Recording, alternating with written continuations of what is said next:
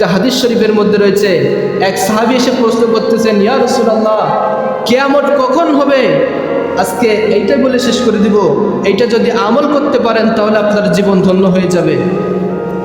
সাহাবী এসে প্রশ্ন করতেছেন, ইয়া রাসূলুল্লাহ, ইয়া হাবিবাল্লাহ, মায়ের নবী গো, কিয়ামত কখন হবে? তখন আমার রহমতের নবী ডাক দিয়ে বলেন, ও সাহাবী, তুমি তো বলতেছো কিয়ামত কখন হবে, কিয়ামত কখন হবে তুমি জিজ্ঞাসা করতেছো, তার আগে বলো কিয়ামতের জন্য তুমি কি রেডি করেছো? সুবহানাল্লাহ বলেন না।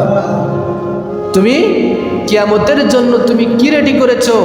ওই সাহাবী সেই সময় ডাক দিয়ে বলে, ইয়া রাসূলুল্লাহ, ইয়া হাবিবাল্লাহ, কিয়ামতের জন্য আমি কিছুই রেডি করি নাই, কিছুই করি নাই। আমার বেশি নামাজ নাই, বেশি রোজা নাই, বেশি হজ করি নাই, যাকাতও দেই নাই, কিন্তু একটা জিনিস আমার ভিতরে ছিল, সেটা হচ্ছে আপনার ভালোবাসা। সুবহানাল্লাহ।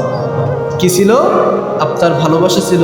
আমি বেশি ইবাদত করতে পারি নাই, কিন্তু আপনাকে যখন ভালোবাসতাম, আপনাকে যখন কলিজার মধ্যে ধারণ করতেছিলাম, তখন আমার কলিজাটা শান্তি হয়ে যাইতো। শুধুমাত্র কাল কিয়ামতের জন্য প্রস্তুতি একমাত্র হচ্ছেন আপনার ভালোবাসা। আমার রহমতের নবী বললেন, আমাকে তুমি ভালোবাসো, কাল কিয়ামতের ময়দানে তোমার সাথে আমার হাসর হবে। বলেন সুবহানাল্লাহ।